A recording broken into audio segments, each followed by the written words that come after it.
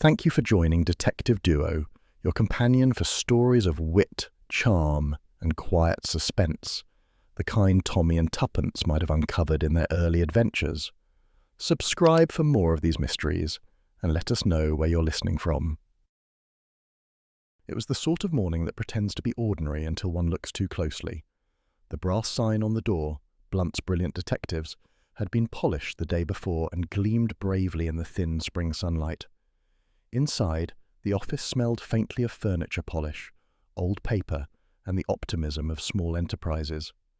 Tuppence Beresford, perched at her neat little desk, was engaged in the delicate act of balancing her pencil between forefinger and thumb, attempting to make it spin without falling. It was, she felt, symbolic of their fortunes, perpetually in motion, but inclined toward collapse. "Tommy," she said suddenly, "did you ever suspect we'd reach middle age only to be outsmarted by unpaid invoices?"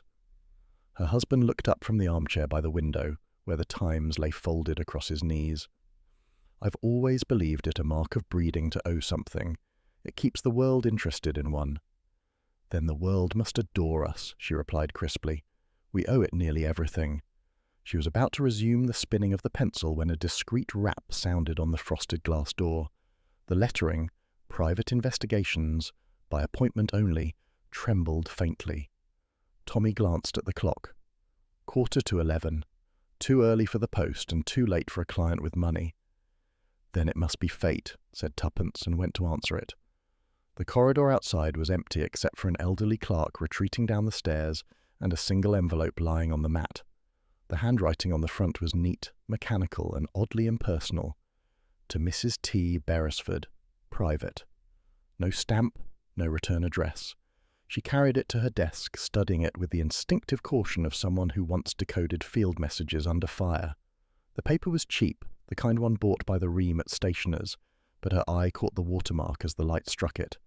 An unfamiliar crest with the initials CWS and a faint diagonal score through the design. Tommy watched her frown. Junk post from the Crusaders for something society, no doubt. They always want money. "It was hand-delivered," she said quietly. He lowered his paper. "By whom?" She shook her head. "No one was there." "Spooky," said Tommy. "Perhaps one of your old admirers has returned from the grave." "Don't be silly." She slit the envelope with her paper knife, unfolded a single sheet of typing paper and read aloud, "N or M, still active." That was all. The room, previously full of small comforting sounds, the tick of the clock, the creak of a chair, seemed to absorb the silence that followed. Tuppence read it again, lips pressed together, then once more, slower, as though the meaning might rearrange itself under scrutiny. Tommy rose and came to stand behind her. "What on earth is that supposed to mean?" Her eyes met his. "You remember the code names?" He gave a soft whistle. "Good Lord, our old friends from the War Office. Don't tell me we're being dragged into that nonsense again." "Nonsense?" she said sharply. "Tommy, someone knew the code name. My code name." 20 years ago, he counted. The entire alphabet's had a go since then. N, M, X, Y, Z. You can't take it seriously. But she was already at her desk drawer, pulling out a small notebook bound in faded leather. "Do you recall what they told us after the armistice? That both N and M escaped. No trace, no trial. I also recall a certain young woman promising she'd never again meddle in affairs involving guns and coded telegrams." Tuppence ignored him. She laid the paper flat, examining the indentations on its surface. "Typed on a portable machine, the ribbon uneven. Likely female typist, possibly hurried. And this watermark, CWS, could be a manufacturer, or perhaps a clue to an adventure we're far too old to begin," he finished. "You're 48, Tuppence." She gave him a look that had frightened lieutenants during the Blitz. 47.5. "Which is the perfect age for knitting, not espionage." She smiled thinly. "You've never appreciated the connection between the two." Their exchange was interrupted by the rattle of the street below. A milk cart, a paper boy shouting headlines, the mundane percussion of London alive and unsuspecting. It all seemed suddenly distant. Tuppence's fingers rested on the envelope as though it might vanish. Tommy tried again, more gently. "It's probably some practical joker. There were articles in the papers recently about declassified files. Someone might have seen our names." Seen my initials, perhaps. But this phrase, still active, is a challenge, Tommy. It's meant for me. He sighed, defeated by that tone he knew too well. Suppose you're right. What do you propose to do? Parade down Whitehall and demand an explanation? I propose, she said briskly, to start by discovering where this paper came from. She rose, slipped the letter into her handbag and reached for her coat.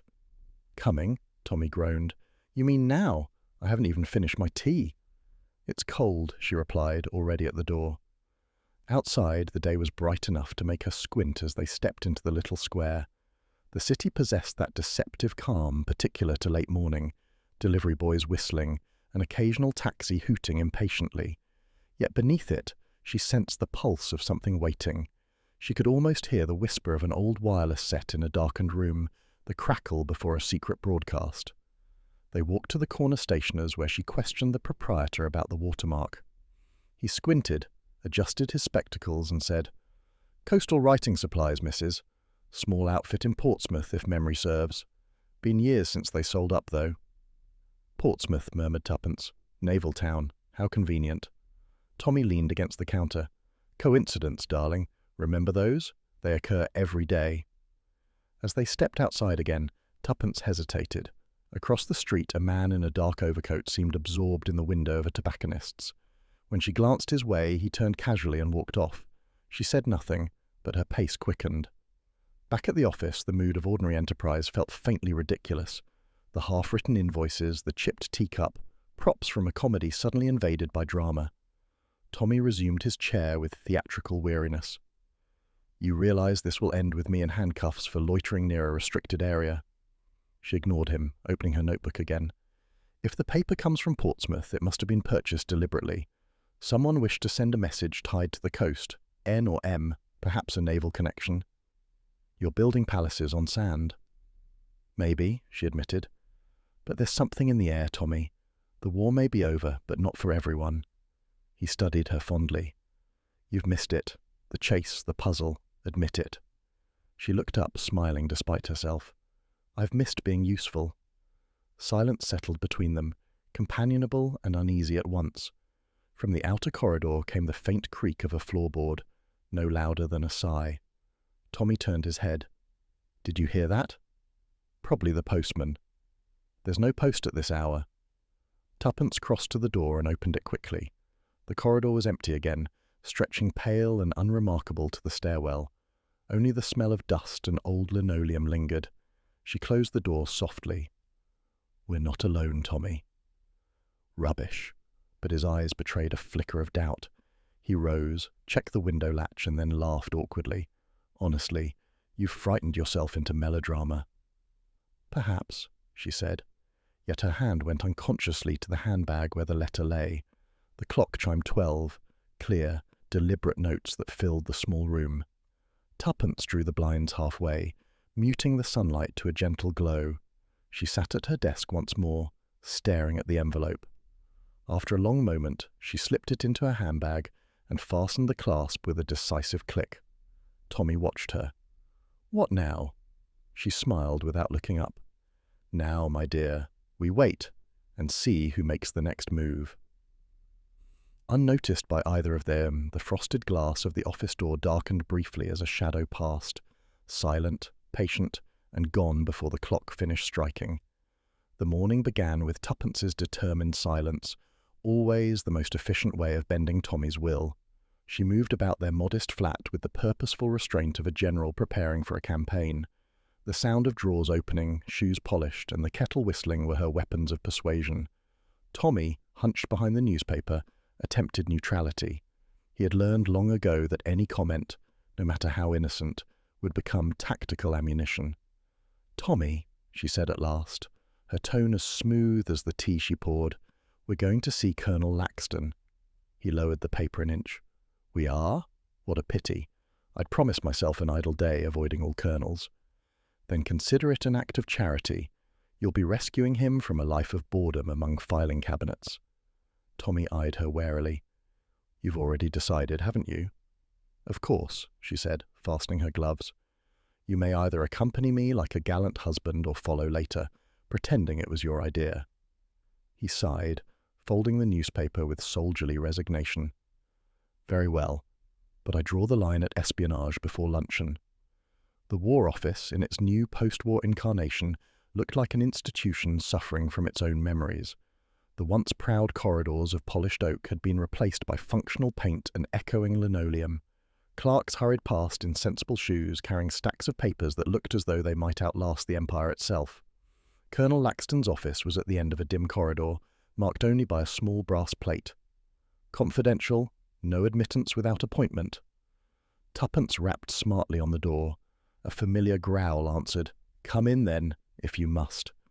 The colonel had aged, but not softened. His face was still carved in military lines, though the years had pressed dust into the creases. He rose from behind a mountain of paperwork, blinking as if emerging from fog.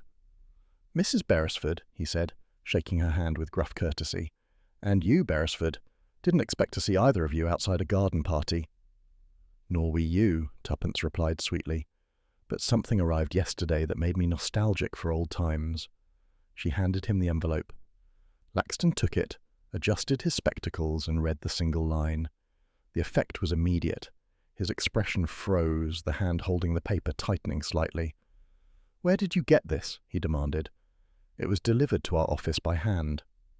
"No signature?"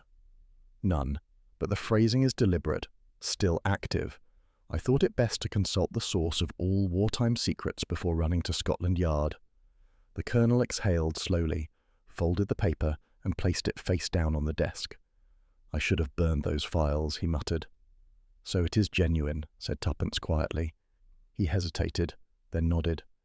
N and M were code names used for two agents, enemy operatives, clever as the devil and twice as patient. We thought one was killed in 44, the other vanished near the end of the war. There were rumours of safe houses along the coast, but nothing provable. Officially, the file is closed. "Unofficially?" Tommy asked. Laxton looked at him with weary irritation. "Unofficially, I'm telling you to forget it. These ghosts have long memories. You're civilians now." Tuppence tilted her head. "You wouldn't happen to know who reopened the file, would you?" The colonel frowned. "No one has. The original documents are sealed. Even I'd have to sign blood to see them." As he spoke, a noise behind them, a faint rustle of paper, drew Tuppence's attention. A clerk, thin and nervous, was bent over a side cabinet, his movements oddly furtive. When the colonel barked, "What are you doing there, Finchley?" the man started violently, nearly dropping a file. Just retrieving correspondence, sir," he stammered. Tuppence's eyes narrowed.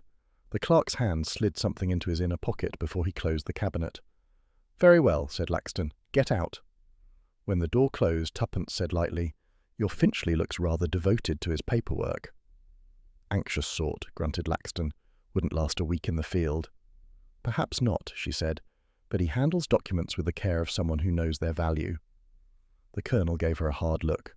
"You're still meddlesome, Mrs. Beresford." "It's my best quality," she said cheerfully. He leaned back, eyes sharp beneath the drooping lids. "If that letter's genuine, it means someone's stirring old embers.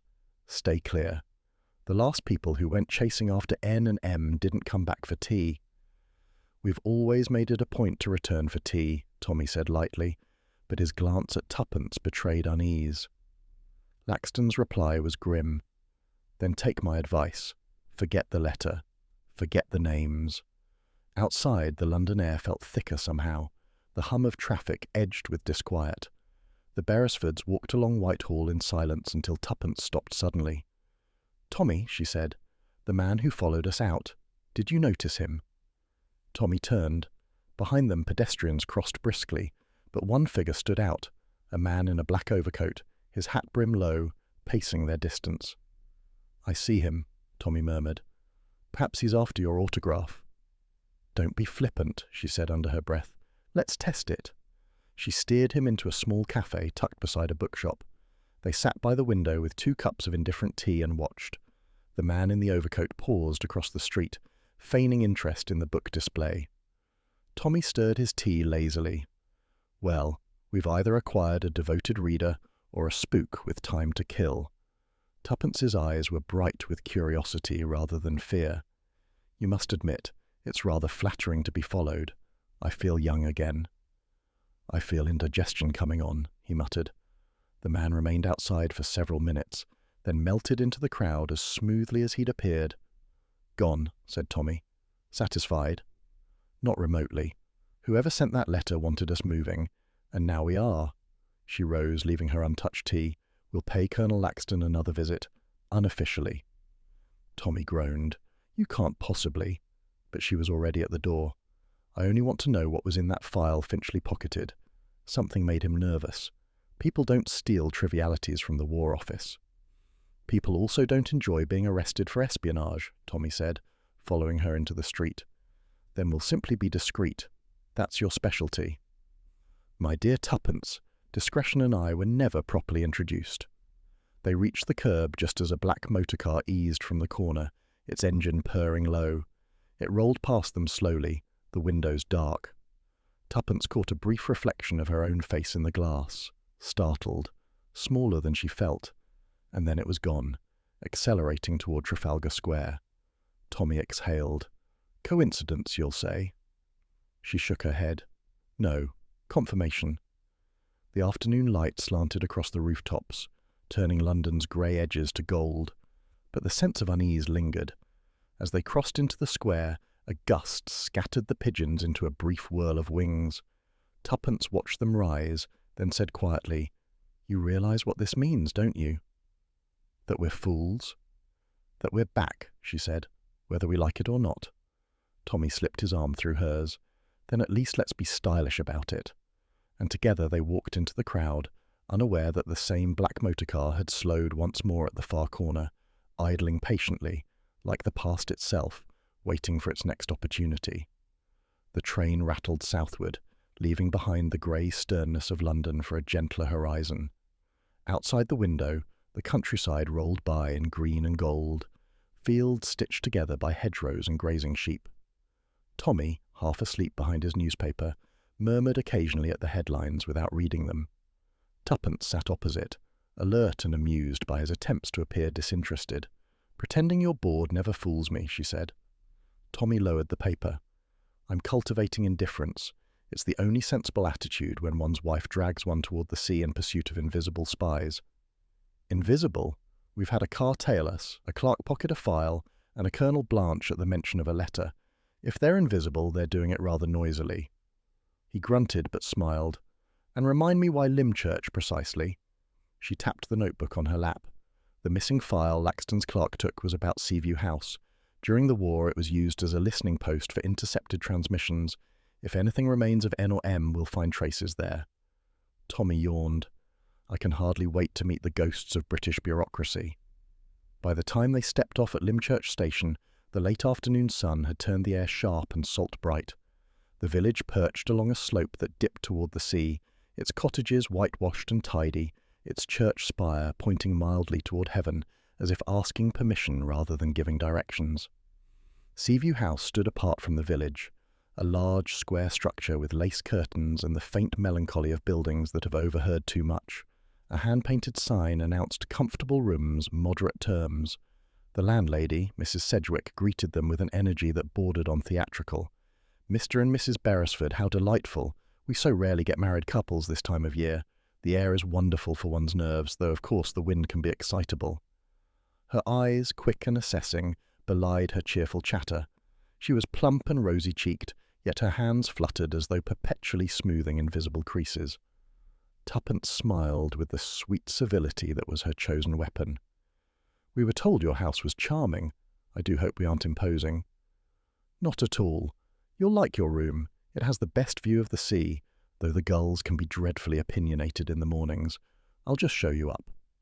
As they followed her upstairs, Tuppence's gaze swept the hall, framed photographs of ships, a faded map of the Channel, and, more curiously, a small brass key hanging beside the umbrella stand labelled "Wireless Room, Private." Their bedroom smelled faintly of furniture polish and lavender. From the window the sea stretched vast and grey-blue, restless but calm. Tommy set down their luggage and flopped into the armchair. "Picturesque, isn't it? I can almost see the war from here." "Keep your eyes open instead," said Tuppence. "Charm is the first camouflage of guilt." Dinner was served precisely at 7, a modest affair of fish pie, boiled potatoes, and watery custard. The dining room was occupied by 4 others. The retired schoolmaster, Mr. Phipps, thin and formal, with a limp that made his every movement deliberate. His conversation revolved around etymology and empire, and he had a habit of tapping his fork exactly twice before speaking. The nervous typist, Miss Willis, small and pale, who blushed when addressed and giggled apologetically after every third word. Her hands bore faint ink stains, and her eyes flicked continually toward the door. And the cheerful young man, Mr. Vale, in his 30s, handsome in a careless way, who claimed to be taking a rest from business. He seemed too comfortable, too alert, as though every remark was a question in disguise. Tuppence, adopting the role of talkative guest, drew them out with apparent innocence. "We've come down from London for a change of air," she said. "My husband insists he's writing a book." Mr. Vale laughed easily. "Really? What sort of book, Mr. Beresford?" Tommy, without hesitation, replied, "A study of seaside economies. I'm particularly interested in places where people live beyond their means." "Then you'll find a wealth of material here," Vale said, his smile just a shade too knowing. Mr. Phipps cleared his throat. "The coast is not what it used to be. Too many strangers since the war. One can't be sure who's who anymore." Miss Willis dropped her spoon with a clatter. "Oh, so sorry. I'm always dropping things." Mrs. Sedgwick fluttered to her side with a napkin. "Don't trouble yourself, dear. We all have our little nervous fits." Her tone was light, but her eyes darted briefly to Tuppence's face, as if checking how much she observed. After dinner, the lodgers drifted toward the lounge. A radio hummed softly, playing some post-war dance tune that sounded tired of being cheerful. Mrs. Sedgwick served sherry, and the conversation turned to weather, politics, and rationing, all safely dull subjects. But beneath it, Tuppence sensed a hum of tension, as if each person in the room were listening for a cue. When the others retired, she lingered by the sideboard. On it sat a photograph in a brass frame. 2 men in wartime uniforms standing before a wireless van. Someone had turned the photo face down. She righted it, examining the faces. One looked vaguely familiar. Tommy joined her quietly. "Recognize anyone?" "Not exactly, but one of them resembles a younger version of our late Colonel's clerk." Tommy frowned. "Finchley?" The nervous man who stole the file. Perhaps coincidence." "And perhaps not," he said softly. Later in their room, the house seemed to shrink around them. The sea's rhythm pulsed faintly through the open window, and somewhere below a door clicked shut. Tuppence, sitting at the dressing table, brushed her hair and said, "Tommy, what do you make of our landlady?" "She's talkative, hospitable, and serves dreadful custard.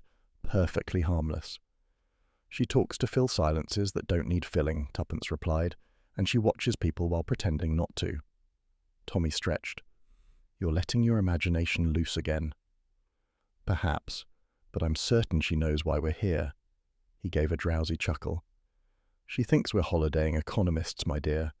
I doubt she's trembling in her slippers." Tuppence turned off the lamp. "Still, I'd like to know who turned down that photograph." The house settled into sleep. Somewhere below, a floorboard creaked. A kettle whistled faintly before quieting. Tuppence lay awake, tracing patterns in the darkness. The thin walls transmitted every sound. The tick of pipes, the brushing of waves outside, and then, softly, voices. She held her breath. 2 people were whispering in the adjoining room. The words came haltingly through the plaster. "Tomorrow night. Mustn't fail. N or M will not fail this time." Her pulse quickened. She slipped from the bed and crept to the door, listening again. Only the steady sigh of the sea answered. The whisperers were gone. Behind her, Tommy stirred. "What are you doing?" he murmured. "Listening," she whispered back. "To what?" "To the past, Tommy, and it's whispering our names." Morning came crisp and bright, the sea glittering deceptively innocent. Mrs. Sedgwick served them eggs and toast with practised cheer, and the other lodgers behaved as though the previous night had been perfectly uneventful. Tuppence smiled pleasantly through breakfast conversation, but her thoughts were racing. Someone here had invoked N or M in secrecy, certain they were unheard. Someone was lying. As they stepped outside, the salt air cut fresh against their faces. Tommy looked up the hill toward the village. "Well, my dear, what's the plan?" Simple, said Tuppence, her eyes fixed on the calm grey house. We smile, we play the amiable couple, and we listen through every wall until someone slips. Tommy chuckled ruefully. Back to espionage, then. Back to who we are, she said softly. Only this time, we're on our own. The wind carried the faint scent of the sea and something else, anticipation. Seaview House stood serene under the morning light, but its windows gleamed like watchful eyes, and somewhere inside, someone who had whispered in the dark was watching them already. The morning began with the deceptive brightness peculiar to English seaside towns, sunlight that looked warmer than it felt, and a breeze that arrived armed with mischief. Tuppence Beresford, wrapped in her cream-wool coat and a hat pinned at an angle of cheerful defiance, set out from Seaview House with the confident stride of a woman who intended to be merely idle, and was therefore most certainly up to something. The sea was silver-grey and alive with movement. Gulls wheeled overhead, shouting at fishermen mending nets along the pier. The air carried a mingling of salt, tar, and frying kippers from a stall that claimed to open at when. Tuppence paused near the railings, watching the water slap against the pilings. To a casual observer, she might have looked every inch the holiday visitor. In reality, she was reviewing the whispered words she'd overheard last night. N or M will not fail this time. A bootstep approached behind her, deliberate, rhythmic, stopping a few paces away. She turned slightly. The man was middle-aged, his coat plain, his hat brown and pulled low. He might have been anyone, a retired civil servant, a commercial traveller, a man with too much time and too little purpose. Yet something in his stillness marked him as trained to blend in. "Good morning," he said pleasantly. "Fine day for reflection, don't you think?" Tuppence smiled. "That depends on what one prefers to reflect upon." His eyes met hers, sharp behind their politeness. "I was told there are still watchers in Lymchurch. Old habits die hard." The words, so ordinary in tone, carried a weight she recognized instantly. Watchers was a term used during the war for field agents monitoring coded transmissions. Her pulse quickened, but she kept her expression mild. "How fascinating," she replied. "I thought only seagulls watched in Lymchurch." He leaned on the rail beside her. "I was informed someone of experience might be found here, someone who once used the designation T." She interrupted lightly. "T for two and two for tea. I'm afraid my experience runs no further than song lyrics." For a heartbeat, the man's eyes flickered. Disappointment or caution, she couldn't tell. "You don't have to play coy," he said softly. "If you know about N or M, time's running short." "Ah," she said, "then you really are one of them." His posture stiffened. "One of what?" "The ones who forget how to recognize a password properly," she said sweetly, and then, before he could answer, added, "The tulips bloom twice in Amsterdam." It was an entirely false countersign, something she had just invented. If he had been genuine, he would have corrected her with the proper response. Instead, he paled. The hand resting on the rail clenched briefly before relaxing. "I see," he said evenly. "I was mistaken." He lifted his hat slightly, revealing thinning hair and a pale scar near his temple, then walked away down the pier with a careful, unhurried step. Tuppence watched him go, her mind alive with questions. Whoever he was, he had recognized something in her, perhaps even her name, but he had failed the test, and that made him dangerous. A fisherman nearby called out, "You all right there, missus? You look like you've seen a ghost." "Only a man who thinks he's invisible," she said absently, and turned toward the village. Meanwhile, Tommy Beresford was conducting his own brand of investigation, which combined charm, improvisation, and mild guilt at being caught somewhere he shouldn't. Mrs. Sedgwick had gone to the grocer's, leaving the small front office unguarded. The desk stood temptingly open, littered with receipts, housekeeping lists, and a small brass telegram machine, old but still serviceable. Tommy had meant only to glance around. Unfortunately, his glances often developed into rummages.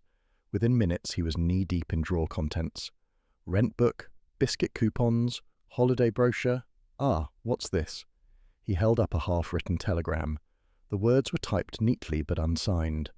"To Colonel Laxton, private. Re, Seaview House. Need immediate contact. Stop. Urgent matters unresolved. Stop." Tommy whistled softly. Well, that's friendly correspondence. He stared at it a moment longer, then noticed something peculiar. The date at the top was 2 days old. The telegram had never been sent. Before he could ponder that further, a sound came from the hall, the scrape of the front latch. With the agility of long experience, Tommy swept the telegram back into the drawer, straightened his tie, and pretended to study the floral wallpaper just as Mrs. Sedgwick entered. "Oh, Mr. Beresford," she exclaimed, startled. "I didn't expect to find you here." "I wandered in by mistake," he said affably. "I was admiring your wallpaper pattern. Marigolds, aren't they?" Her eyes narrowed slightly. "Poppies, I believe." "Ah, yes. Symbols of sleep and remembrance. How appropriate." Mrs. Sedgwick gave a short laugh, though it didn't quite reach her eyes. "You have an odd sense of humour, Mr. Beresford." "So my wife tells me daily," he replied. "Speaking of which, I believe she's off exploring the pier. I'll go collect her before she decides to buy a boat." He slipped past her into the hallway, heart thudding. Colonel Laxton, again. Whatever this business was, their warning at the War Office had not been idle. Tuppence returned to Seaview House just before luncheon, cheeks pink from the wind and her thoughts ablaze. Tommy met her on the stairs. "You look like a cat that's cornered a canary," he said. "Shall I guess? You found a spy disguised as a deck chair attendant?" "Close. A man in a brown hat tried to recruit me into something unsavoury." "Did he at least offer decent pay?" "Don't jest. He spoke in code, Tommy, real wartime phrasing." "Then why aren't you telling the police?" "Because I don't yet know which side he was on." Tommy hesitated. "And you think he knows which side we're on?" "That's precisely the fun of it," she said, smiling. At luncheon, the atmosphere among the lodgers had shifted. Miss Willis was absent, allegedly unwell. Mr. Phipps muttered about draughts and stared moodily at his untouched soup. Mr. Vale, ever genial, entertained Mrs. Sedgwick with stories of his business travels, which seemed to include an improbable number of bankrupt partners. Tuppence chatted lightly, concealing her restlessness. When the meal ended, she whispered to Tommy, "We must appear dull, darling. Duller than dishwater. It's the only way to make people drop their guard." He grinned. "I was born for the part." That evening the sun sank behind the water in a blaze of tangerine and smoke blue. The tide withdrew with a long sighing sound, leaving the rocks slick and gleaming. Mrs. Sedgwick lit lamps in the sitting room and put a record on the gramophone, a sentimental waltz that filled the air with brittle sweetness. The lodgers gathered, pretending to enjoy a quiet evening. Tommy took a newspaper and positioned himself as lookout behind its pages. Tuppence pretended to knit. She wasn't, of course. Her ears strained toward the hallway, where the faint echo of footsteps passed outside. Someone left by the front door, softly, stealthily. "Tommy," she murmured, "our brown-hatted friend just paid another visit." Tommy lowered the paper. "Are you sure?" "Positive. That was the same careful tread." "Shall I follow?" "No," she said firmly. "You'd never catch him in the dark, and we've no idea who's watching from the windows." They waited. Minutes stretched. The record ended with a click. The sea's murmur returned, steady as breathing. Then came the sound. Faint, distant, unmistakable. A shout. A man's voice, sharp with fear, carried up from the cliffs. Mrs. Sedgwick dropped her knitting. What on earth was that? Mr. Vale rose at once. Sounded like someone near the shore. Tommy was already moving. "Stay here, everyone," he ordered, and ran for the door. Tuppence followed, ignoring Mrs. Sedgwick's protests. The path down to the rocks was rough, but the moon had risen. Silver, cold, revealing too much. They reached the shoreline together. The tide lapped low around the stones. Near the base of the cliff, something dark lay half in the water, half out. Tuppence stopped. "Oh, Tommy, look!" It was the man in the brown hat. His face was turned to the sea, his eyes open and blank. The hat itself drifted a few feet away, rocking gently with each pull of the tide like a signal unreceived. Tommy crouched beside the body. No pulse, likely struck his head on the rocks. Tuppence stared down, her voice barely a whisper.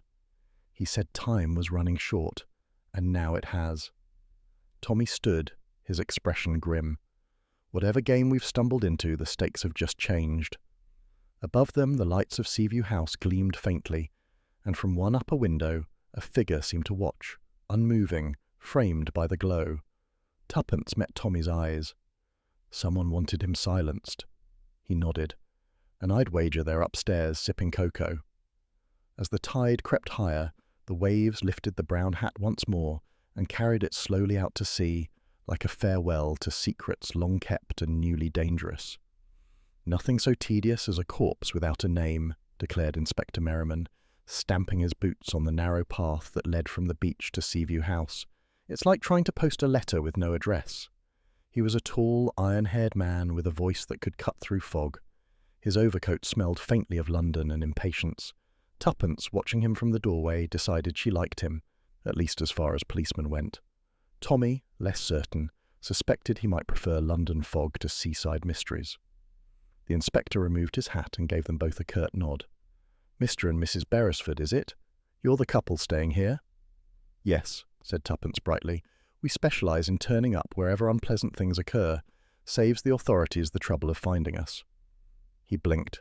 "Quite." Mrs. Sedgwick hovered behind them, wringing her hands in a convincing display of distress. "It's dreadful, Inspector. Dreadful, that poor man. Do you think he was a guest? I can't bear to think someone used my lovely cliffs for such a, well, for that." "We'll bear it for you," murmured Tommy. Merriman ignored the exchange, producing a small envelope from his coat pocket. The deceased had nothing in his pockets but this. He extracted a folded scrap of paper and a second item, a child's crude drawing in faded crayon, a windmill drawn in blue and red. The paper held a grid of symbols, circles, triangles, and peculiar marks like bird tracks. Tuppence leaned forward. "That's not random," she said. "It's a cipher, one of the old wartime kinds." "You recognize it?" Merriman asked, skeptical. "I heard enough of them over a crackly wireless to last a lifetime. Each symbol corresponds to a letter, keyed to geography, landmarks, street signs, even church names. It's like using the landscape as a code book." "Clever of you," said the inspector, his tone halfway between admiration and disbelief. "So, you think it's a message?" Tuppence smiled faintly. "Everything's a message, Inspector. The difficulty lies in deciding who it's meant for." Later that afternoon, the three of them sat at the long dining table of Seaview House, the cipher spread out beside a pot of tea. Merriman provided the paper, Tommy provided the biscuits, and Tuppence provided the energy. "The pattern repeats here," she said, tapping the symbols with a pencil. "This triangle, then the circle, then the cross again. That could mean L or E, depending on the key." Tommy bit into a biscuit. "You sound terribly certain for someone guessing." "I'm not guessing. I'm deducing. There's a difference." "Splendid," he said, "as long as your deduction leads us to something other than a headache." Merriman grunted. "My men are checking missing persons lists. Could take days. But if this cipher points to a location, we'd best have a look sooner than later." Tuppence frowned at the drawing of the windmill. "I've seen that shape before. There's one just east of the village, half ruined on the cliffs. Mrs. Sedgwick mentioned it when describing the walking routes." Tommy sat up. "You're not proposing we go traipsing about the cliffs looking for dead men's secrets?" "Of course not," said Tuppence. "We'll be looking for living ones." Merriman rose. "I'll come with you. Better to have a constable present." "Perfect," Tuppence said. "You can catch us when we fall." The walk to the cliffs was brisk but uneasy. The sea below was restless, grey-green and flecked with foam. A thin mist had gathered, not thick enough to hide things, but enough to blur distances. The windmill appeared slowly out of the haze, its sails broken, its body leaning slightly as though it had grown weary of standing guard. "Charming place," Tommy muttered. "If I were an international spy, this is exactly where I'd leave incriminating evidence." "Don't tempt fate," said Tuppence. They entered through a half-open door. Inside, the air smelled of salt and old dust. Wooden beams creaked faintly overhead. Tuppence knelt by a section of wall where bricks had crumbled, revealing a small alcove. "Look," she whispered. "There's something here." From the alcove she drew a small tin box, rusted and dented. Merriman took it, pried it open with his penknife. Inside lay a fragment of torn paper, another piece of the cipher matching the first, and a photograph. Colonel Laxton, unmistakably younger but equally stern, standing beside a group of uniformed men. Tommy exhaled. Laxton again. Either we're following his ghost or he's leading us in circles. "Or both," said Tuppence. He's connected to this, alive or dead. As Merriman studied the photograph, a sound echoed from above, the faint scrape of stone. All three looked up. "Wind?" Tommy asked. The inspector shook his head. No wind indoors. Another scrape, closer this time. A pebble fell, then another. "Someone's up there," Tuppence whispered. Before Merriman could respond, a larger stone dislodged from the inner wall, crashing down a foot from Tommy's head and shattering into dust. Tommy staggered back. "That was no accident!" Merriman darted to the door and shouted, "Police, stop!" His voice was carried off by the wind. They rushed outside, but the cliffs stood empty save for the circling gulls. Whoever had been there was gone. Tuppence's heart hammered. She stared upward at the ridge. Someone didn't want us finding that box. "Or," said Tommy, "they wanted us to find it, and nearly die doing so." Merriman pocketed the photograph grimly. "You two should stay at the house. Leave the rest to me." Tuppence gave him a level look. "Inspector, you've a fine uniform and excellent boots, but whoever we're up against has a head start and no uniform at all." He sighed. "Then at least keep your heads down." Evening fell early, as if the day itself were weary of secrets. Back at Seaview House, the warmth of the parlour felt false after the chill cliffs. Mrs. Sedgwick fussed about, offering tea and apologies for the dreadful excitement. Her chatter seemed even more forced than usual. Tommy watched her over his cup. "She's nervous," he murmured. "She's terrified," Tuppence corrected softly, "but not of us." When they retired to their room, Tuppence placed the 2 pieces of cipher on the writing desk and began aligning them. "If I'm right, there's a message hidden between the gaps, like musical notes." Tommy, sitting on the bed, said, "Darling, even Bach couldn't make sense of that." "Patience," she said. "Listen, these repeating symbols might spell windmill, which would confirm the key's correct. But what about this second section?" Before Tommy could reply, there was a faint sound, a floorboard creaking just beyond their door. They froze.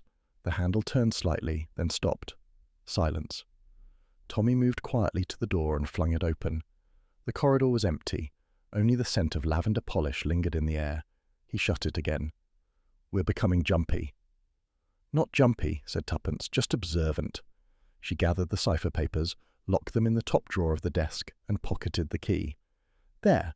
Now if anyone wants them, they'll have to pick the lock." Sometime near midnight, a faint metallic click broke the stillness. Tuppence stirred. "Tommy?" he mumbled in his sleep. She rose silently, crossed to the desk, and found the drawer slightly ajar. The lock was neatly forced. The papers were gone. Her stomach tightened. She turned toward the window. For an instant she thought she saw movement outside, someone retreating along the path toward the cliffs. By the time she woke Tommy, the night was empty again. "Well," she said grimly, "that's tidy. They've saved me the trouble of decoding it." Tommy rubbed his eyes. "You're taking this remarkably well." She smiled faintly. "At least we're interesting someone. I hate being ignored." He looked at her, half admiring, half exasperated. "Remind me why I married you." "Because," she said, climbing back into bed, "you knew I'd never let life be dull." Outside, the sea murmured against the shore, a secretive, restless sound. Somewhere beyond the cliffs, the broken windmill turned once in the wind and stopped as though signalling to someone unseen. It was late when Tuppence heard the knock. A timid sound, half plea, half warning, barely audible above the wind rattling the window panes. She glanced up from her notes, the faint glow of the bedside lamp turning her pen to gold. Tommy had already gone to bed, sprawled across the covers in the carefree manner of a man who believed all mysteries could wait until morning. The knock came again, softer this time. Tuppence rose quietly, slipped on her robe, and crossed the room. When she opened the door, the corridor beyond was dimly lit by a single bulb that flickered as though uncertain it wished to be involved. "Mrs. Beresford?" The whisper came from the shadows at the top of the stairs. Tuppence recognized the voice at once. Elsie, the maid. The girl was trembling, her apron still on, her fair hair escaping its pins. "What is it, child?" Tuppence asked gently. "Come in before someone sees you." Elsie hesitated, then darted inside, clutching the hem of her apron as though it might protect her. "I shouldn't be here," she said breathlessly. "If Mrs. Sedgwick knew, oh, I don't know what she'd do." She'd probably faint, which might be good for her circulation, said Tuppence lightly. Sit down. What's frightened you? Elsie perched on the edge of the chair, twisting her fingers. I saw something I shouldn't. The night that man, by the cliffs. The stranger? Elsie nodded, eyes wide. I couldn't sleep. The wind was howling something awful, so I went down to bolt the kitchen door. That's when I saw her, Mrs. Sedgwick, out by the cliff path. She wasn't alone. There was a man with her. Tuppence's voice was calm. You're certain? Yes, ma'am. He was tall, in a dark coat. They were arguing, not loud, but sharp-like. I could tell she was angry. Then she said something I'll never forget. It's too late now. You've done enough harm. Tuppence leaned forward. And then? They went toward the rocks. I didn't dare follow. I ran back inside and hid. Elsie's hands were trembling. I thought maybe I'd imagined it. But when I heard about the dead man next day, her voice broke. Tuppence poured her a glass of water. You did right to tell me, but why not go to the police? I can't. Mrs. Sedgwick's got friends, she said so. People who'd see to it I lost my position. Before Tuppence could reply, a sharp rap sounded at the door, firm, deliberate. Tommy stirred in bed. What the devil? Tuppence raised a hand for silence. Who's there? Mrs. Sedgwick, came the landlady's voice, far too composed for comfort. Is everything all right, Mrs. Beresford? I thought I heard voices. Tuppence's eyes flicked to Elsie, who had gone white as the bedsheet. All perfectly fine, Tuppence called back. Just my husband having a nightmare about unpaid bills. There was a pause, then a soft laugh. Very well. Sleep well, both of you. Footsteps retreated down the corridor. When Tuppence turned back, the chair was empty. The door to the adjoining servants' stairwell stood slightly ajar. Elsie had vanished. Morning broke pale and ordinary, as though the night had never happened. Downstairs, the smell of frying bacon drifted through the hall. Guests chatted idly over breakfast, Mr. Phipps grumbling about cold tea, Miss Willis apologising to the teapot, and Mr. Vale humming cheerfully. Mrs. Sedgwick presided at the sideboard, composed as ever, her smile fixed with professional serenity. Good morning, Mrs. Beresford. I trust you slept. Like an angel under interrogation, Tuppence said sweetly. Delightful. Tommy arrived, newspaper in hand. Rum business, he muttered, sitting down. Police can't identify our cliffside friend. No wallet, no name, just that odd drawing. Inspector Merriman's baffled. Baffled inspectors are my favourite kind, said Tuppence. Keeps things lively. She cast a discreet glance toward the door to the kitchen. No sign of Elsie. When Mrs. Sedgwick turned away to fetch the toast, Tuppence slipped from her chair and into the passage. The servant quarters were small and clean, the air faintly scented with lavender polish. Elsie's room was at the end, neat as a photograph. Her apron lay folded on the bed. Beside it her shoes, empty, aligned precisely. Tommy, Tuppence called softly. He joined her, frowning. Gone? Yes. No suitcase, no clothes, as if she vanished into thin air. He examined the windows. All latched. She didn't go this way. Tuppence bent to the bedside table. A faint fragrance lingered, sweet, powdery, unmistakable. She straightened, eyes narrowing. Lavender, the same perfume Mrs. Sedgwick wears.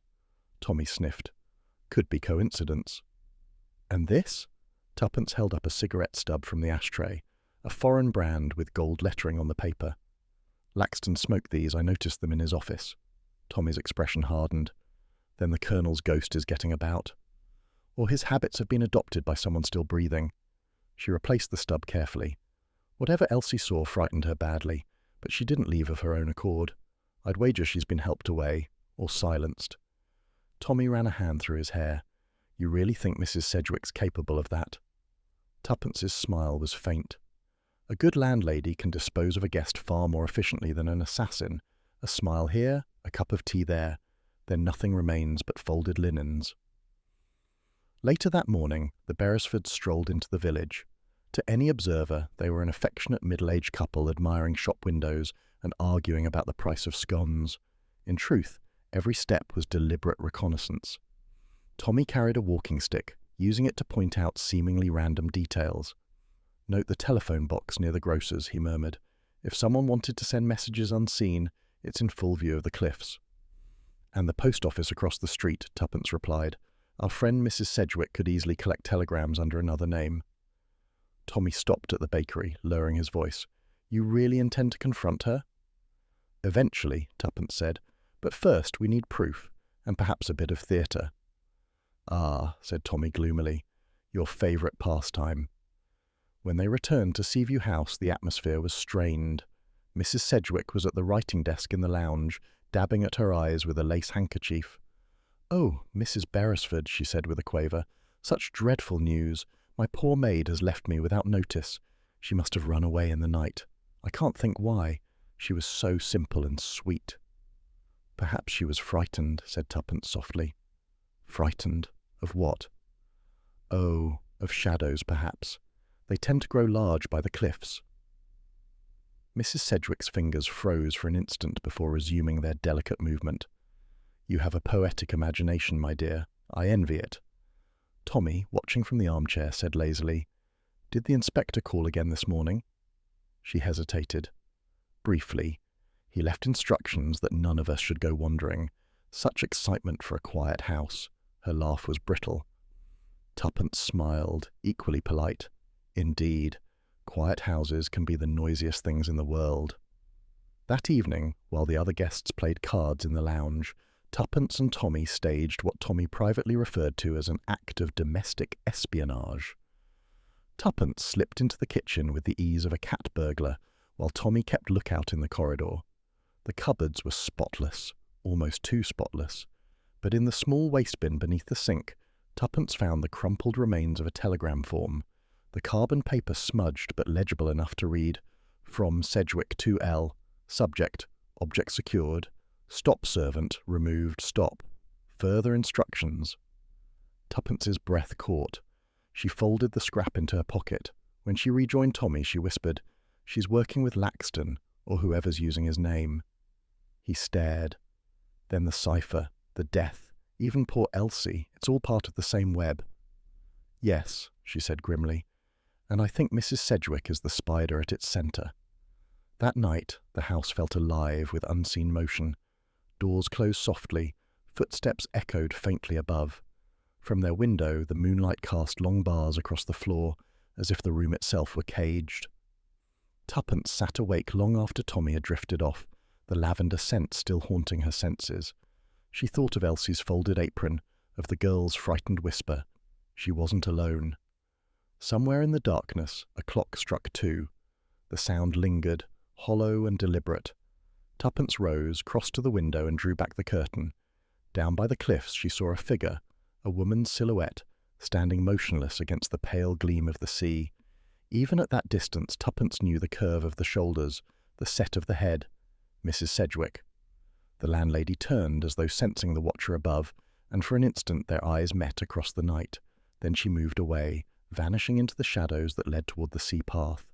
Tuppence stood there, chilled but resolute. So, she whispered, the lady walks at night. Behind her, Tommy stirred. What is it? She smiled faintly. Only our hostess taking the air. But tomorrow, my dear, I think we'll return the courtesy and pay her a call of our own. Nothing disarms suspicion like sponge cake, observed Tuppence thoughtfully. Tommy looked up from his tie with an expression of despair. Is that tonight's strategy? Because I'd planned on relying upon charm, not pastry. Charm is overrated, she replied, fastening her brooch. People forgive anything over a good slice of cake, even murder. It was the evening of Mrs. Sedgwick's much-trumpeted social gathering, designed, so she claimed, to raise everyone's spirits after all the unpleasantness. Her invitations had fluttered about the house like white flags of truce, yet Tuppence, studying the arrangement of flowers and wine bottles downstairs, suspected that it was not peace her landlady hoped to cultivate, but observation. Besides, she said, adjusting her hat in the mirror, tonight we'll see everyone clearly at last. Nothing exposes people quite like leisure. Tommy sighed. I've always found exposure overrated too. Shall we descend into the lion's den? By all means, said Tuppence. Just remember, lions can also play the piano. The parlour had been transformed. Candles glimmered from silver holders, softening the shabbiness of the furniture. Mrs. Sedgwick stood near the hearth, resplendent in a deep green gown and, most interestingly, a small brooch shaped like a windmill. Its silver blades caught the light each time she turned her head. "Ah, Mr. and Mrs. Beresford," she cried, "you look divine. We're quite informal tonight. Music, a bit of wine, nothing grand." "Informal occasions are my specialty," said Tommy. A modest crowd had gathered. Mr. Phipps, seated stiffly with a whisky and disapproval, Miss Willis clutching a lace handkerchief as though it might provide social courage, and Mr. Vale, the ever-cheerful young man, pouring drinks with the air of a man who'd never met a stranger. A wireless played a faint waltz in the corner, while the landlady busied herself at the sideboard. The air smelled of wax, fruit, and old secrets. Tuppence drifted among the guests, her tone easy, her laughter genuine, but her mind working rapidly beneath the surface. She found herself beside Mr. Phipps. "Such a lovely evening," she remarked. Said the schoolmaster. "We had better evenings in 1917 and with less company." "Ah, the war," said Tuppence softly. "I imagine you must have seen quite a bit of it." He stiffened. "One saw enough." "Of course. My husband and I were stationed abroad for a time. Do you recall the Northern Mission?" The effect was immediate. His glass halted halfway to his lips, knuckles whitening. The Northern Mission," he repeated, voice brittle. "Yes," said Tuppence mildly, as if testing a thread. "A curious name, wasn't it? Meant something quite different from what it appeared." His colour drained. I never concerned myself with code names, Mrs. Beresford. Such matters were for others." And with that, he excused himself abruptly, muttering about the piano needing accompaniment, though it was already being played. Tuppence's eyes followed him. One reacted. That's enough to start. Across the room, Tommy was enjoying a leisurely conversation with Mr. Vale. "So," said Vale, topping up their glasses, "you're in business, Mr. Beresford? Something to do with imports?" "Imports, exports, mostly of ideas," said Tommy with mock solemnity. "Ha! Sounds like you'd have made a fine politician." "Oh, I prefer private enterprise. Governments always insist on audits." Vale laughed, but his eyes were calculating. He glanced toward Mrs. Sedgwick, who at that moment caught his gaze and, almost imperceptibly, inclined her head. It was the smallest movement, but Tuppence noticed it, the subtle recognition between co-conspirators. Mrs. Sedgwick clapped her hands lightly. "Now, everyone, a toast." The guests gathered around as she filled the glasses. The candlelight shimmered across the rims. "To old loyalties," she declared, raising her glass. "May they never die." For the briefest instant her voice changed. A trace of accent slipped through, faintly foreign, rounded in the vowels. It was gone as quickly as it came, but Tuppence caught it and stored it away like a bead in a string. Tommy's voice broke the brief hush. "To loyalties, then," he said easily. "Old and new." The glasses clinked. Conversation resumed, louder now, with a touch too much gaiety. The wine was strong and plentiful. Mrs. Sedgwick laughed a fraction too brightly, her eyes darting toward the doorway every few minutes as though expecting someone. Miss Willis had begun to sing, trembling through the tune like a frightened bird. Mr. Phipps accompanied her stiffly, his fingers striking the piano keys with the precision of artillery fire. "Delightful!" Mrs. Sedgwick exclaimed, though her gaze had already wandered. Tuppence leaned closer to Tommy. "Did you hear it?" "The toast, or the accent?" "Both. And look, the windmill brooch." Tommy nodded. "It's a bit bold, isn't it? Like wearing the murder weapon to the inquest." Tuppence smiled thinly. "If it's symbolism she wants, we'll oblige her." The evening wound toward midnight. One by one the guests excused themselves. The piano fell silent. Mrs. Sedgwick collected glasses, humming faintly. When only the Beresfords remained, she said warmly, "Such a relief to have company again. One forgets, living by the sea, how the silence can play tricks." "Quite," said Tuppence, watching her closely. "It's the sort of silence that hides echoes, don't you think?" The landlady paused, perhaps sensing the double meaning. Then she smiled, polite and unflinching. "You have such a vivid imagination, Mrs. Beresford. Perhaps you should take up writing." "Perhaps I already have," Tuppence murmured. Later, when the house had gone still, Tuppence slipped from bed, careful not to wake Tommy. She dressed quickly, exchanging her silk dressing gown for a plain coat. The floorboards complained softly as she crept down the back stairs, a small torch in her hand. She moved through the narrow service corridor to the cellar door. It was locked, naturally, but the lock was old, and Tuppence had spent far too much of her youth picking worse. A hairpin and a patient ear did the trick. The cellar smelled of damp stone and sherry. Rows of bottles gleamed faintly in the torchlight. She edged deeper, her beam tracing labels and dust motes, until she reached a stack of crates at the far end. Something glinted behind them, metal, incongruous among the cobwebs. Carefully, she shifted one crate aside.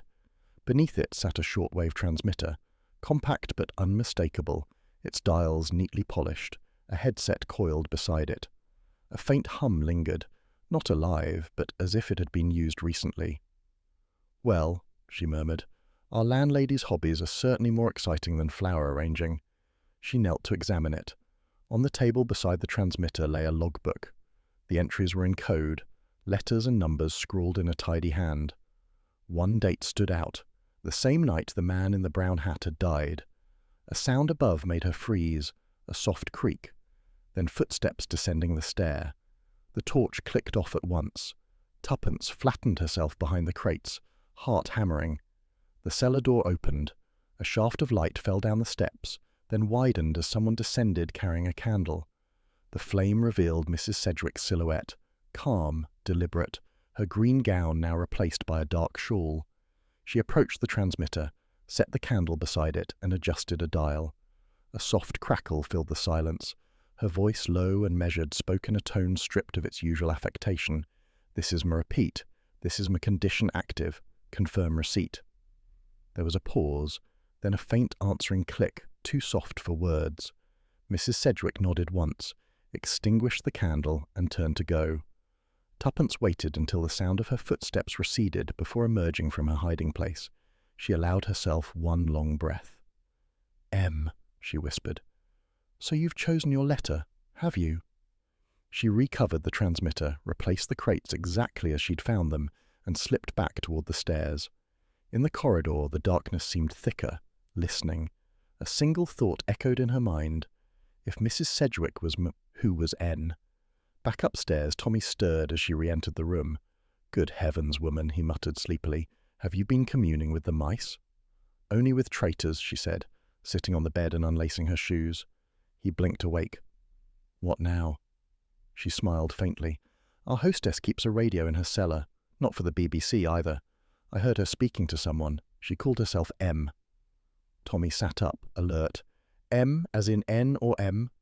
"As in the half of a pair," said Tuppence. "And I'd very much like to meet her other half." He groaned softly. "I knew that Sherry was too generous." "Don't be glum," she said, lying back. "At least we now know the enemy's name, or half of it, and tomorrow we'll find the rest." Tommy's voice, muffled by the pillow, said, "Next time we take a holiday, remind me to pick one without corpses, ciphers, or cellars." Tuppence smiled into the dark. "You'd be bored to tears." Outside, the wind sighed against the window panes, carrying faintly from below the rhythmic lap of the sea, steady, secretive, like the pulse of a mystery not yet told. The night had bled into a pale, uncertain dawn when Tuppence said quietly, "It's time." Tommy was still nursing a bruise of sleeplessness beneath his eyes. "Time for what? Another ambush, or just another morning pretending we're not being hunted?" "For answers," she said. "The cipher pointed to the windmill. Whatever's left to find, we'll find it there, before anyone else does." He gave a small, resigned smile. "I should have married a woman with quieter hobbies." They dressed quickly, packed a torch, and slipped out through the narrow back gate while the rest of Seaview House slept. The path to the cliffs was empty, save for the whisper of the tide far below and the crunch of gravel underfoot. The windmill loomed ahead, its broken sails stark against the grey sky. Inside, dust and shadow swallowed the beam of their torch. The air smelled of damp straw and salt. Tuppence crouched, brushing aside a scatter of footprints near the doorway, fresh, not older than a day. "Someone's been here recently," she murmured. "Or still is," said Tommy. They moved cautiously deeper, the wooden floor creaking beneath their weight. The light picked out an overturned crate, empty food tins, and a camp stove. Nearby lay a map spread across the floor, weighted down by a stone. The markings were faint, but Tuppence recognised them immediately. Coastal fortifications, gun emplacements, and patrol schedules. "This isn't local gossip," she whispered. "It's classified." Tommy knelt beside the map. "And this?" He held up a half-burned document, the remnants of a passport. The photograph was gone, but the nationality was clear enough. German. Tuppence's pulse quickened. "Post-war identity work. Someone's been moving under a false name." Tommy found the edge of a crate stenciled with letters. SL Supplies.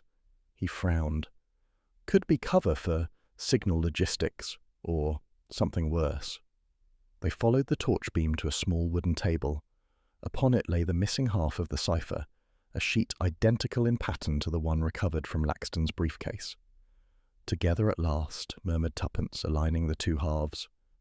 For several minutes, only the sound of the sea filled the silence as she worked the symbols out with a pencil stub, whispering under her breath. Then her eyes widened. "Tommy," she said, voice taut. "It reads N or M.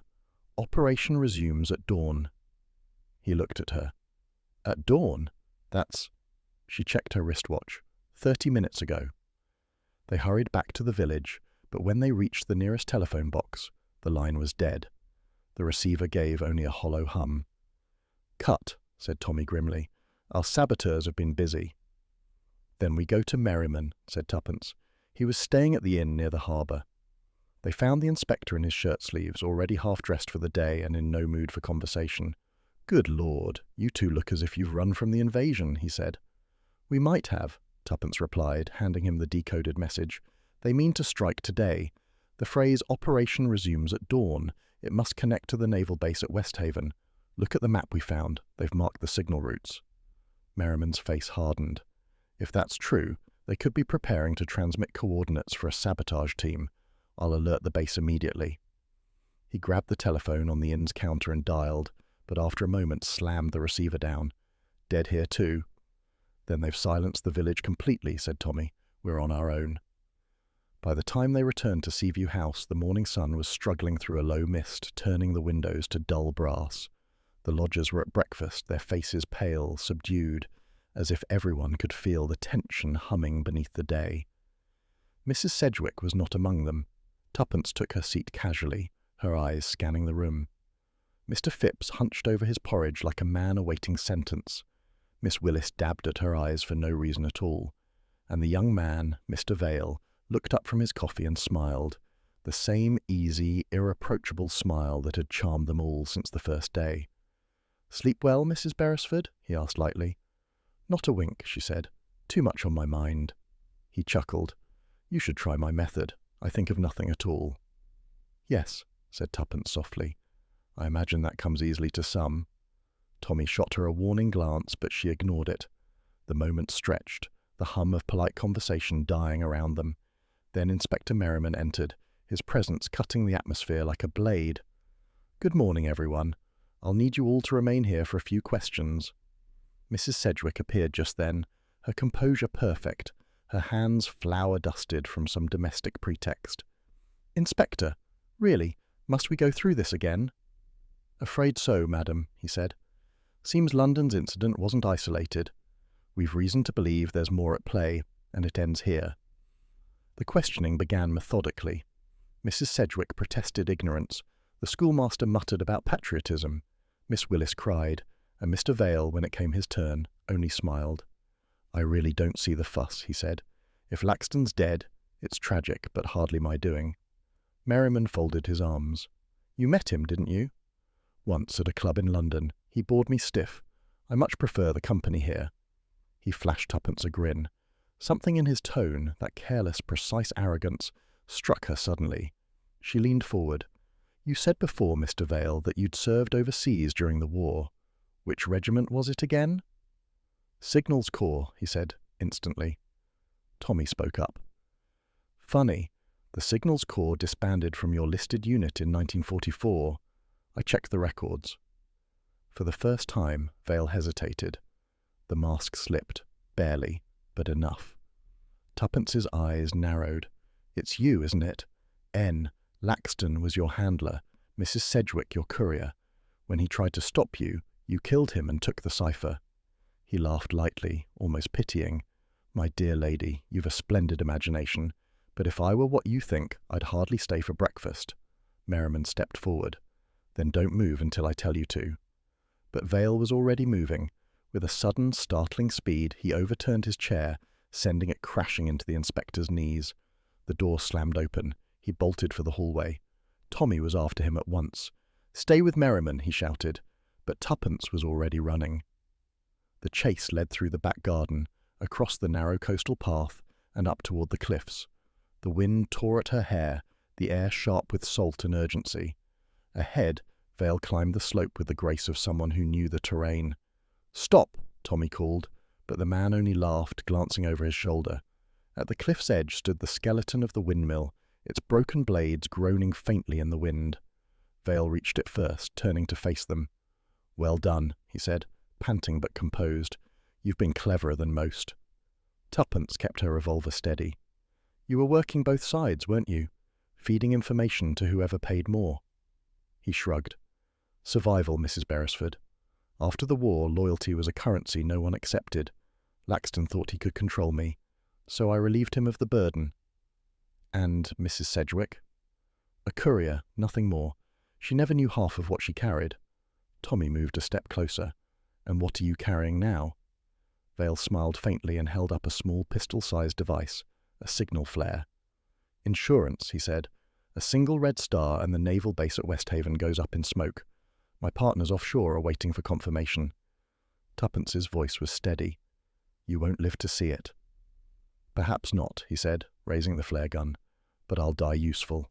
She fired. The shot cracked through the air, striking the flare gun from his hand. It clattered to the rocks, harmless. Vale cursed, lunged toward it, but Tommy tackled him. The two men struggled dangerously close to the edge. The ground gave way in a spray of pebbles. "Tommy!" Tuppence shouted. He gritted his teeth, holding Vale by the collar as both teetered over the drop. "He's lighter than he looks." Merriman appeared, breathless, with two constables behind him. They dragged both men back onto solid ground. Vale collapsed, defeated, his charm finally stripped bare. "It's over," said Merriman flatly. Vale gave a short, bitter laugh.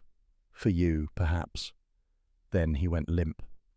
Later, as the first light broke fully over the sea, the flare gun lay in Tuppence's gloved hand. She examined it, simple, almost ordinary, yet it had carried death within its hollow barrel. Merriman approached.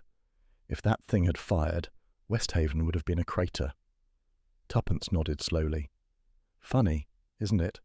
After all the codes and ciphers, it came down to one small piece of metal." Tommy placed a hand on her shoulder.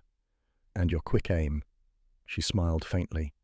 "It wasn't aim, it was instinct." Merriman tucked the weapon into an evidence bag.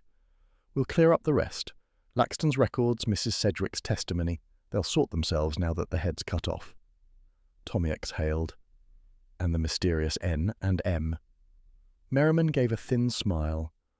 "I suppose you two will be writing to the papers about it." "Not at all," said Tuppence. "We'll just have breakfast." As they walked back along the cliffs, the rising sun turned the sea to molten gold. Tommy glanced sideways at his wife. "You realize we've once again risked our lives without so much as a thank you." Tuppence gave him a sidelong smile. "Darling, the satisfaction of saving the Empire should be enough." "I'd settle for a second cup of coffee." They reached the path leading down to the village. Behind them, the windmill stood silhouetted against the dawn, silent now, but still carrying the ghost of its message. Tuppence looked back once, her eyes soft but alert. "Operation ended," she said quietly. "Temporarily," Tommy added. They walked on together, the cliffs stretching ahead, and the sea whispering secrets only the brave or the foolish dared to hear. It was just past noon when the Beresfords returned to Seaview House. The air inside had that uneasy hush that follows catastrophe, silence filled with listening walls and unsaid things. Mrs. Sedgwick stood by the window, the morning light falling across her pale face and green dress. She didn't turn as they entered. "Inspector Merriman tells me you've had quite the morning," she said. Her voice was steady, though her fingers twisted a lace handkerchief to threads. "Oh, nothing out of the ordinary," said Tuppence cheerfully. A little gunfire, a dash across the cliffs, one would hardly call it a holiday without such things. Mrs. Sedgwick turned at that, her eyes sharp. You think you've won? Tommy closed the door quietly behind him. We're not in competition, madam, though if we were, you're losing by a considerable margin. She gave a small, brittle laugh. You have no idea what any of this means. That, said Tuppence, is exactly what I intend you to correct. She moved closer, her tone deceptively mild. Sit down, Mrs. Sedgwick. Let's talk about N, or perhaps I should say N or M. The landlady hesitated, then sank into a chair as though her strength had at last deserted her. Her hands trembled faintly, the lace handkerchief now a tattered white thread between her fingers. You wouldn't understand, she said softly. None of you would. It wasn't supposed to be this way.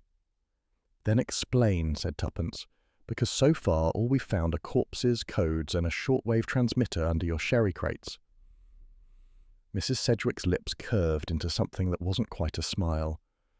The war never truly ended, you know. It just changed uniforms. She looked past them, out to the sea.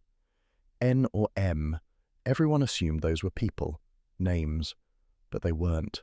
They were operations, each one carried out by two agents, one visible, one silent, one to draw the eyes, one to move unseen. That's why the code was always written in pairs. N was never without M. Tuppence leaned forward. And which were you? Mrs. Sedgwick's eyes flicked toward her, glinting with a mixture of defiance and shame. Neither. I was their shadow. I carried messages between them when I worked with the resistance in France. After the war, I came here thinking it was over. But Laxton found me, said he needed my help one last time. I thought he was still on our side. Tommy crossed his arms. But he wasn't. No. Her voice was barely a whisper now. Laxton was the silent one, the M of the last operation. He'd been bought long ago. Money, influence, protection. It's always the same story. He used me to pass messages I thought harmless. By the time I realized they were sabotage orders, it was too late. And the young man? Asked Tuppence. Mrs. Sedgwick's face hardened. Vale was the visible agent, the perfect Englishman, cheerful, polite, impossible to suspect. He was meant to coordinate the final stage, passing a signal to the coast to identify naval targets for destruction. I was only to deliver the cipher halves, never knowing what they contained. Tommy frowned. But you must have suspected. I suspected everything, she said bitterly. But suspicion and proof aren't the same. I thought if I helped Laxton one last time, it would end. He promised me peace. Instead, he brought death. Inspector Merriman entered just then, his presence heavy but calm. We've finished the sweep, he said curtly. The transmitters secured, the flare device dismantled. Vale's under guard at the station. I'll need a full statement from you, Mrs. Sedgwick. She looked up at him, weary but unflinching. You'll have it, but it won't change much. The man who started this is already dead. Maybe, said Tuppence, but the truth still matters. Mrs. Sedgwick gave a faint, sad smile. You remind me of myself once, too stubborn to let go. Tuppence didn't return the smile. You should have been stubborn sooner. A silence fell. Outside, the cry of gulls punctuated the quiet, thin, distant, and oddly human. An hour later, the statements were taken. The remaining guests had been escorted away, and Seaview House stood half empty, its genteel domesticity stripped bare by truth. Tommy found Tuppence in the parlour, staring into the cold fireplace. He poured her a cup of lukewarm tea, handing it over. Thank you, she murmured. Always said tea solves most things, he said, settling beside her. Though espionage might be an exception. She gave a tired laugh. Mrs. Sedgwick wasn't lying. Laxton really was the silent half. All those years after the war, playing loyal colonel while selling information to whoever paid. Tommy stirred his cup. It's always the quiet ones. Tuppence smiled faintly. You're quiet sometimes. Yes, but charmingly so. The inspector entered, carrying a small folder. I've just had word from London, he said. Laxton's files confirm her story. The operation's code name was Northern Mission. Its agents used the shorthand N or M to designate paired activity, never individuals.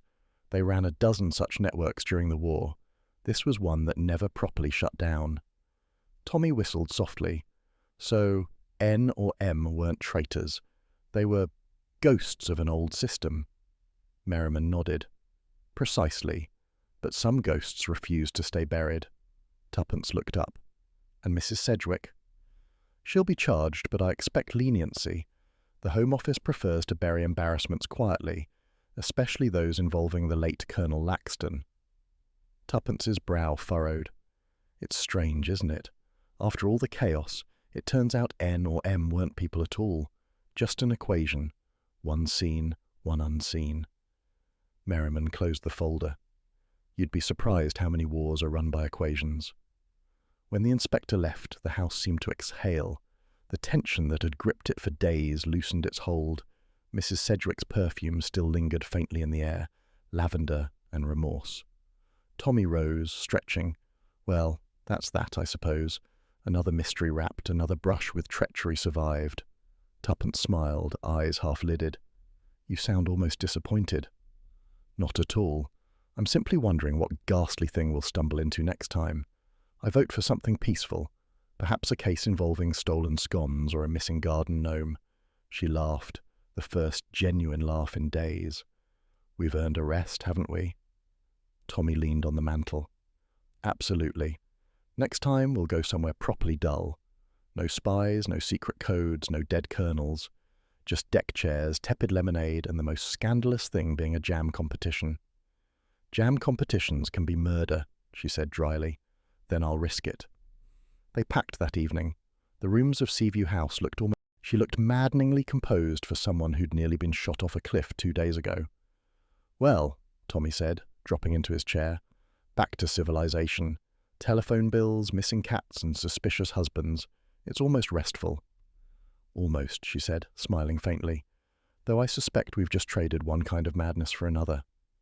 Before he could reply, the telephone rang, briskly, authoritatively. Tommy eyed it with suspicion. That sound, he said, should be classified as a national threat. Tuppence picked up. Blunt's brilliant detectives, how may we serve the unsuspecting public? The voice on the other end was cool and clipped, the sort that could make subordinates sit up straighter by tone alone.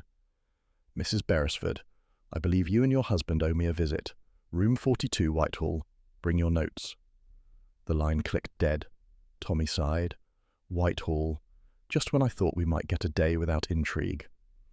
Don't be absurd, said Tuppence. Intrigue's the only reason they remember our names. Whitehall smelled of polish, paper, and secrets.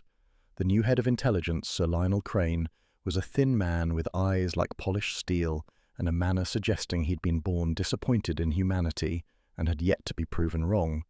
He gestured them to the chairs opposite his desk. Mr. and Mrs. Beresford, he said dryly. Unofficial initiative, unauthorized fieldwork, and, what was it? Creative improvisation. I should have you both arrested. Tommy smiled pleasantly. Would you prefer we'd let the naval base explode, sir? Sir Lionel's thin mouth twitched, possibly amusement, possibly gas. Your lucky results still carry weight in this department. He turned a page on his file. Your report is entertaining reading.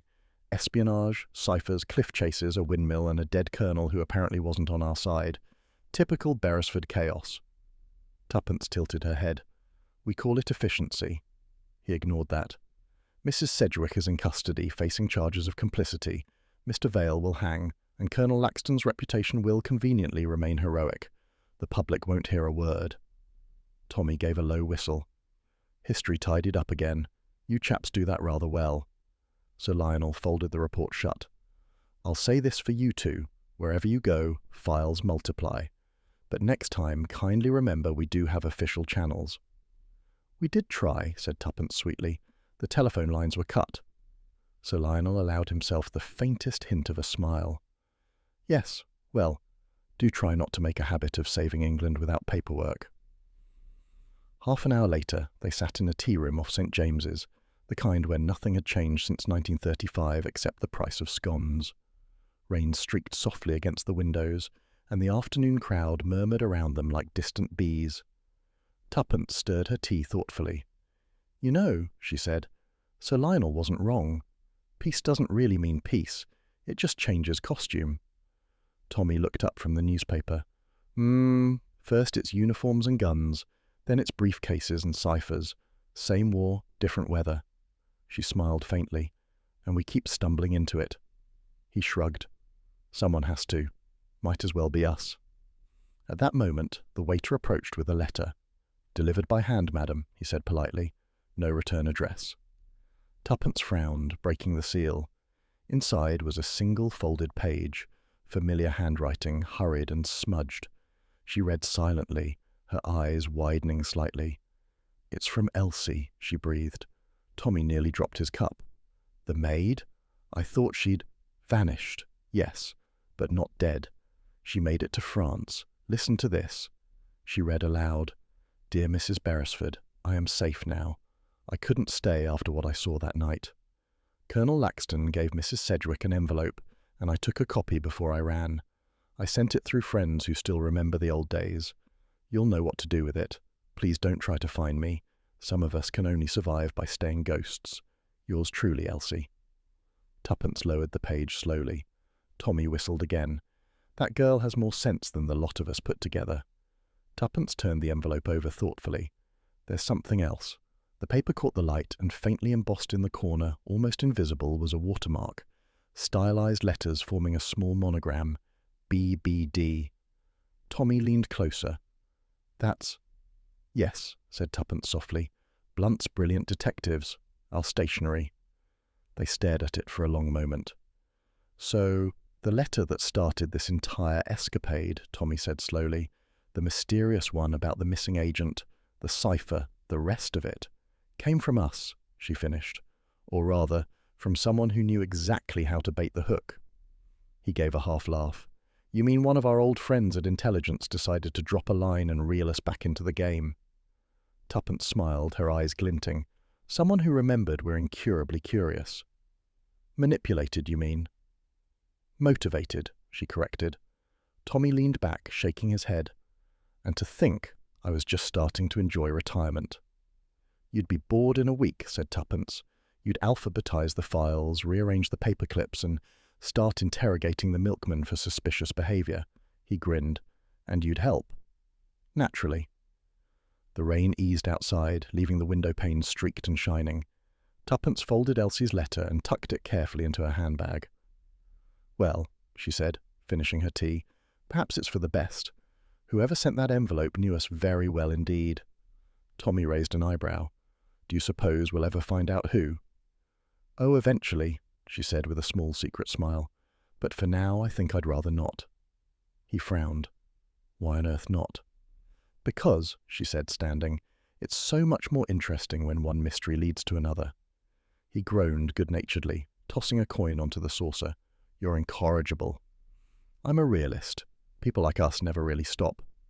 Tommy rose too, straightening his tie. Then at least let's face the next adventure properly fortified. He reached for the teapot and poured the last of the tea into both cups, muttering, Next time let's just open the mail after breakfast. Tuppence laughed softly. Agreed, though I suspect the postman has other plans. As they stepped out into the damp London afternoon, the sound of traffic folded around them, buses rumbling, footsteps echoing, life moving on. The war in shadows was over for now, but the city itself seemed to wink in passing, as if to say, until next time. And as they walked arm in arm down the street, their reflections trailed together in the wet pavement, two detectives who could never quite retire and who wouldn't have wanted to anyway.